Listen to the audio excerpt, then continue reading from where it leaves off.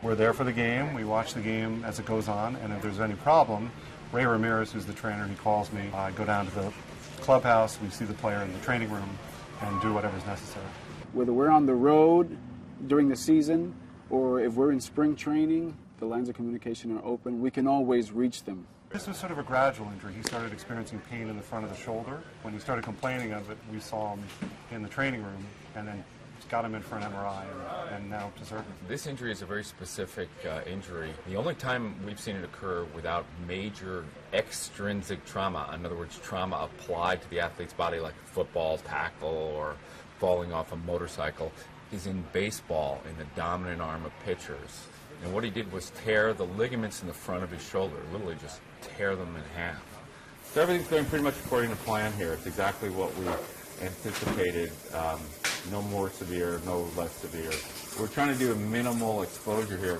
You know, the whole thing with open surgery is suddenly you're having to cut through things that are not injured, which he obviously needs to pitch, so we're trying to keep that to a minimum. We're cautiously optimistic about an excellent outcome here because the blood supply to this tissue, the ligaments in the front of the shoulder, is very good. The rehab afterwards will be to protect it so that it heals and then strengthen the shoulder so he can throw again.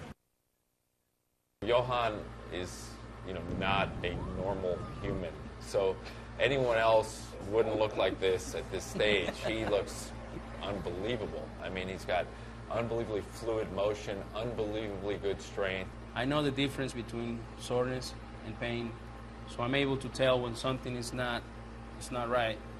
But this was a whole new experience for me because I never had this kind of surgery before. I'm very motivated about getting back into my throwing, getting back into who I used to be, but I know it's a slow process. Ray Ramirez plus the medical team plus the player himself is really what's required to get these guys back and ready to go. One of the main roles of the training staff really is to keep an eye on every part of the player, the health and nutrition, the rest, any kind of injuries that may crop up. You have to get those early so they don't become a problem. All the work is done, his surgery's a year and a half out. And now the key thing is to make sure he doesn't overdo it. So you're going to throw today at noon? Yeah, about noon. I got to throw around 25 pitches again. Okay. For the second time in the spring training and see how it goes. But I feel really good. Ready to go? Good. All right, we'll see you out there. There you go. Today was a good day. I'm very encouraged by really what we saw. This was his second bullpen session, and his arm felt strong. He looked like he had good strength in the rotator cuff, and his arm angle was good. Going slow, not overdoing it, but getting him ready for hopefully the beginning of the season.